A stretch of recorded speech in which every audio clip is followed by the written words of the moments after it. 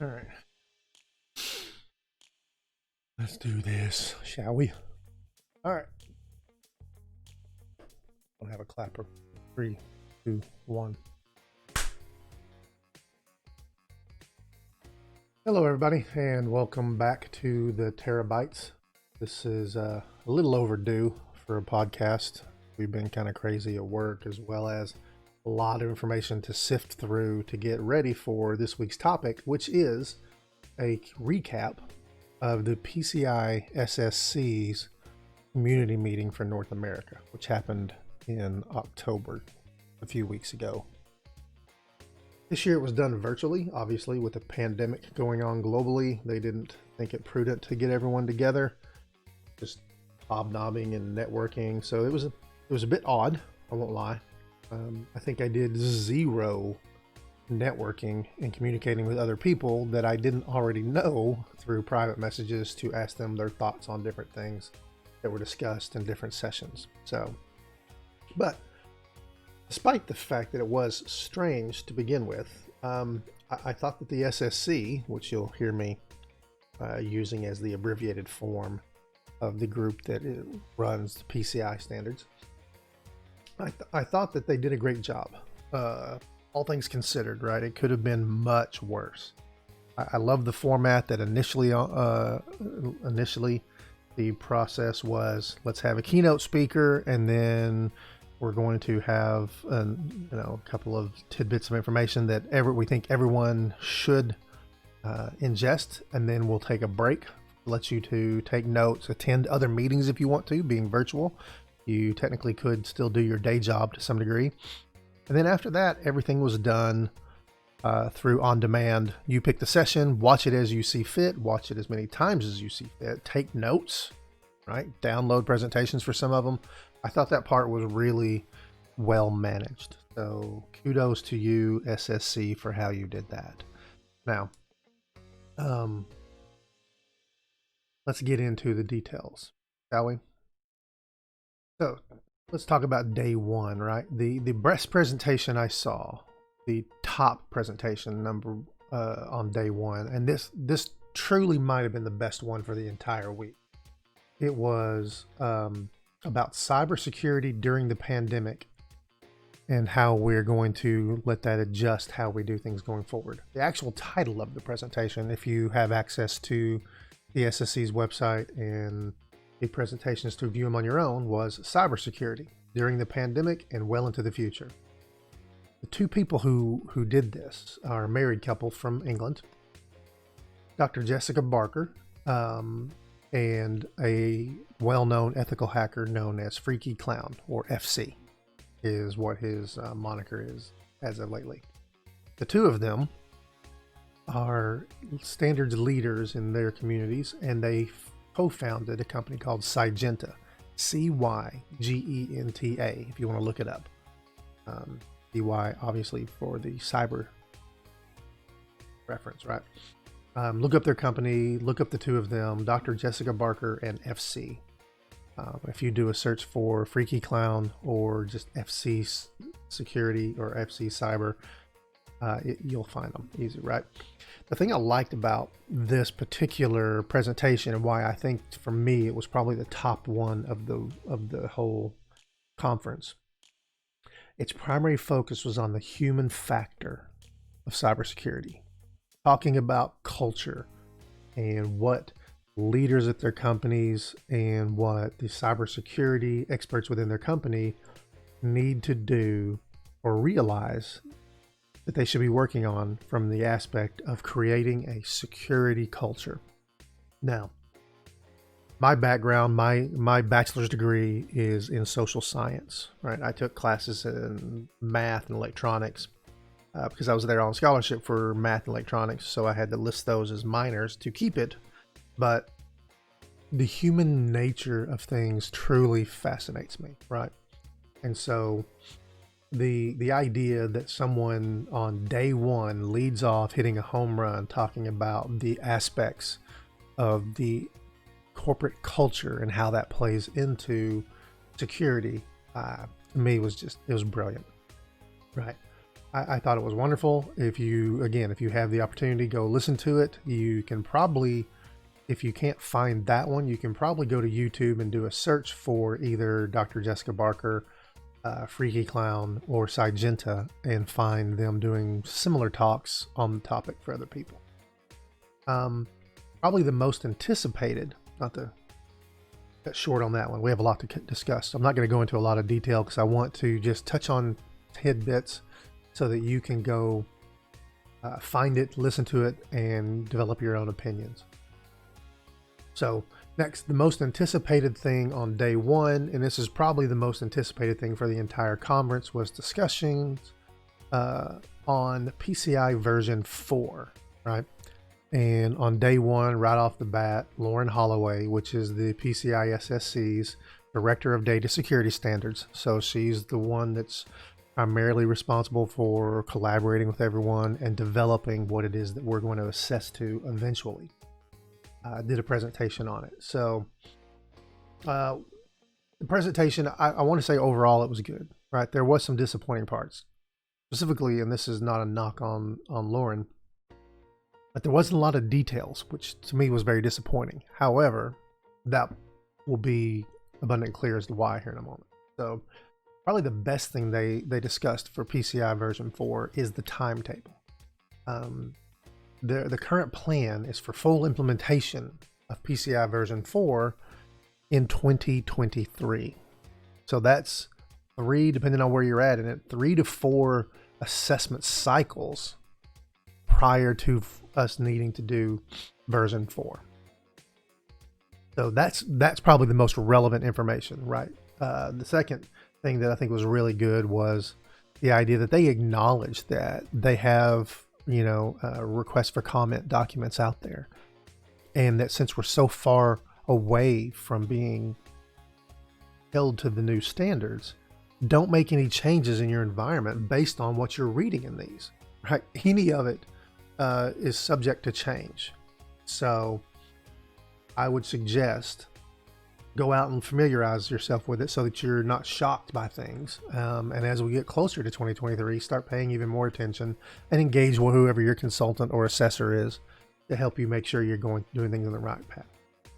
The biggest change that PCI 4 is going to bring, in my opinion, is the concept of individual or customizable approaches to PCI compliance. What that means for you, the individual, is that you can, in theory, treat the different requirements like they are all compensating control worthy. That's something that you've not been able to do in the past, right? Compensating controls are not something to be used just because you don't feel like doing things differently. But if you have in version 4 a different approach and you can do the work ahead of time to show that it does come up with it, then by all means do so. Now, be warned, right? I see the guy from Star Wars saying it's a trap, right? It's considerably more work to achieve this than it does to just follow the compliance as written. However, it does remove some current roadblocks to compliance. So and we'll talk about that more here in a minute. But as far as version 4, the big ticket items on day one for version 4 is, yes, we are going to take a customizable approach, and the current timetable for implementation is 3 to 4 assessment cycles in the future. So don't spend a lot of your time focusing on that. Now, day 2, highlights from day 2. Literally the biggest highlight on day 2 for me was the keynote on PCI version 4, talking specifically about what the customized approach is and how that affects your company and the need for risk analysis. And I hope I'm saying his name right. Mark Bayer-Kohler. It might be Bayer-Kohler because it's spelled like the aspirin, B-A-Y-E-R. He also works for the SSC. Mark is the standards trainer. So clearly he works with Lauren a lot on developing, because he has to know them well enough to train others on what they are. He brought up the concepts in his presentation about the need for risk assessment and risk analysis through the customization process. And this is why I bring up the idea that it's more work to do the customization than it is to, if possible, just do the compliance as written. So let's look at that, right? Risk in general. To understand risk analysis and everything else, we have to understand what it is. Risk is when you take the vulnerabilities plus the threats to those vulnerabilities and your environment in general, you quantify those, and then you subtract the countermeasures you have in place to address all of those. What's left over is your known risk. Okay? So why is that important? So the risk assessment and analysis is the fact that you do this, and a risk assessment is part of PCI compliance anyway, right? We go through and we do things. However, the concept of an analysis being part of it as well adds a significant amount of work, because you're truly, at this point, you're doing a deep dive into it. And if you wish to come up with a compensating or customized approach to security, your analysis has to go into the weeds enough to explain how what you're doing truly does provide at least the level of security that the standard is written to, if not more. Compensating controls as they are now require you to show that you meet or beat controls in some other fashion, right? That's how you do it. The concept of virtual patching is a big one right now because people didn't get out of the way and update their server 2008 in time. And so we're using virtual patching as a common fix for that. I don't know if that's something you want to continue doing, by the way, but what you want to do at this point is look at it. Without a formal risk assessment and analysis, none of the customized solutions being used to meet compliance will be considered valid from an assessment perspective. So this is going to mean a significant increase of workload for both your internal security team and whoever your external third-party assessor is, because A, you have to have your internal security team do the risk assessment and then do an analysis of it to show how it meets the standards as written, but just in a different approach vector. And then you have to be able to repeat all of that for your third-party assessor. You don't just hand your third-party assessor, here's a spreadsheet where we did everything. No, we need to walk through it and have a discussion. So I predict that you're going to see significant, keep using the word significant because, relevant increases in the time frame. The cost of assessing is going to go up, which you can mitigate that by outsourcing as much as humanly possible, because then you're just reviewing contract data and responsibility matrix. We're going to get into that soon, because I recently had a client told by a service provider, no, I will not give you a responsibility matrix, and I don't have to. But I don't want to get sidetracked too much. So from day two, the big thing was the concept of customizable approach and risk analysis, which I thought was really good, right? So day three probably for me, the most intriguing and interesting presentation of the day was done on crisis management and communication by John Volanthen. I hope I'm saying his name right. Volanthen, Volanthen. He is the world record holder as a cave diver and one of the primary divers that helped rescue all the children that were stuck in that cave when it started raining for them back in 2018 in Thailand. And, his day job, he works as an engineer, so he does have some technical skins to be on there talking, right? He did an amazing job going through his presentation, utilizing references to Thailand and the issues that were going on and what they were facing during the successful rescue of that soccer team stuck in a cave for days. And while doing all this, he used that as a way to underline the importance in crisis management communications for the need for proper communication, the need to engage and trust experts in the field, right? Don't operate outside your wheelhouse. The need to do the due diligence when preparing for your call to action. He illustrated this where when they were getting ready to get the divers in the water because they found the kids and go get them, they had to first go do a lot of work and practice in a swimming pool because they needed a safe, secure environment to practice what they were going to do in this environment with a bunch of children who truly had no idea how to scuba dive, and a lot of the people they were taking with them weren't really experts in the field. So that was good. And then, of course, making the decision for action in a timely manner to avoid things getting worse. I don't know how many people are aware of this, but based on his presentation, I learned that literally within 24 hours of them getting the last of the people outside the cave, the rain got worse, and the cave they were in would have not been sustainable for life anymore. It's truly a miracle, right? Regardless of your belief system, that is a miracle that those kids got out when they did. And I encourage you, if you have access to it again, you'll find the presentation called Keynote on Crisis Management and Communication. It's truly amazing. So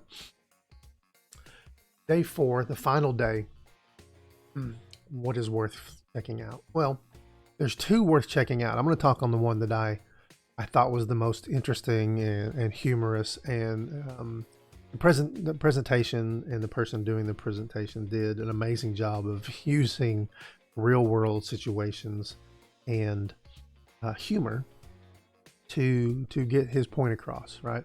And it was a keynote presentation on day 4 called The Perils of IoT When Working From Home by Ken Monroe. Ken Monroe is the founder and a partner at Pentest Partners.